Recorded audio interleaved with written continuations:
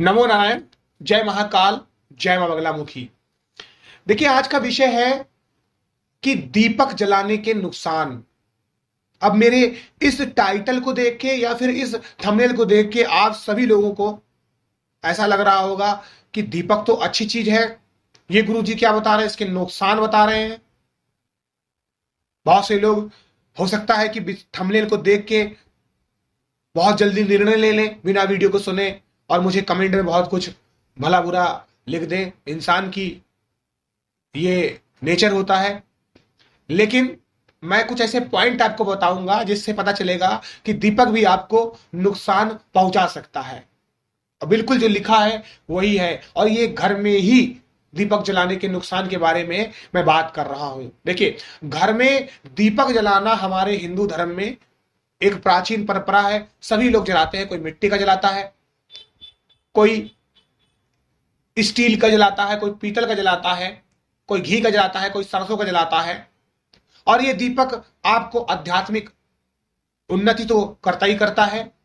देवी देवता की शक्ति भी इसी दीपक में विराजमान होती, इसीलिए दीपक में नाना प्रकार के विभिन्न प्रकार के फूल बनते हैं, आकृतियां बनती हैं। सबसे पहले देवी देवता दीपक में ही विराजमान होते हैं। दीपक अग्नि का रूप होता है, अग्नि शुद्ध होती है। हवन में अग्नि का प्रयोग होता है। आप सभी लोगों को पता है कि बिना अग्नि के कभी भी कोई पूजा आपकी फलित नहीं हो सकती है। जब भी हम पूजा पाठ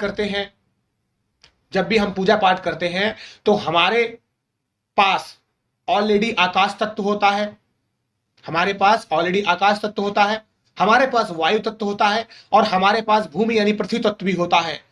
लेकिन दो तत्व हमारे पास नहीं होते हैं, एक होता है जल। इसीलिए पूजा साधना के समय अपने सामने एक जल भरा लोटा जरूर रखना चाहिए। और दूसरा तत्व होता है अग्नि तत्व, इसीलिए दीपक जलाया जाता है। यानी आप समझ गए, तीन तत्व हमारे पास मौजूद होते हैं और दो तत्व नहीं रहते हैं। तो दीपक जलाने से हमारे मन को शांति तो मिलती है, ईश्वर का वास भी होता है, और दो तत्वों को भी हम प्राप्त करते हैं। इसी के साथ दीपक से हम त्राटक विधि का भी प्रयोग कर सकते हैं। इससे वशीकरण और सम्मोहन भी होता है। लेकिन क्या आपको पता है कि दीपक के इतने फायदों के साथ साथ कुछ ऐसे कारण भी हो सकते हैं जिससे दीपक जलाने में आपको नुकसान का सामना करना पड़ सकता है। सबसे पहले ये कोशिश करें और देखें कि जहां पर भी आप दीपक जला रहे हैं वहां पर किसी भी प्रकार से हवा का वास नहीं होना चाहिए। आपका दीपक स्थिर होना चाहिए, और कहीं से भी वो दीपक ऐसी जगह नहीं रखाना चाहिए जहां पर अग्नि हो या फिर ऐसे कपड़े हो, पर्दे हो। क्योंकि वहां पर अगर दीपक रखा है, अगर ऐसी जगह में रखा है जहां पालतू जानवर है, बच्चे हैं, तो 100 में 100% चांस है कि कोई भी प्रकार की अनहोनी हो सकती है, कोई दुर्घटना हो सकती है। आपको हमेशा दीपक जलाने से पहले यह ध्यान देना चाहिए कि दीपक जलाने के लिए आपने जिस भी चिराग का चयन किया हुआ है वो हमेशा सही प्रकार का धातु होना चाहिए, सही प्रकार का मेटल होना चाहिए। कभी भी प्लास्टिक या ऐसी जगह में दीपक को मत जलाएं, या ऐसी चीज में रख के मत जलाएं जो ज्वलनशील हो।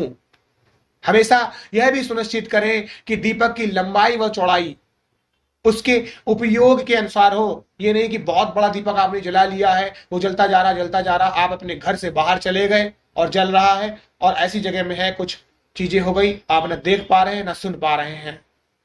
तो जितने समय तक आपकी पूजा साधना चलती है उतना ही उसमें तेल भरे, घी भरे।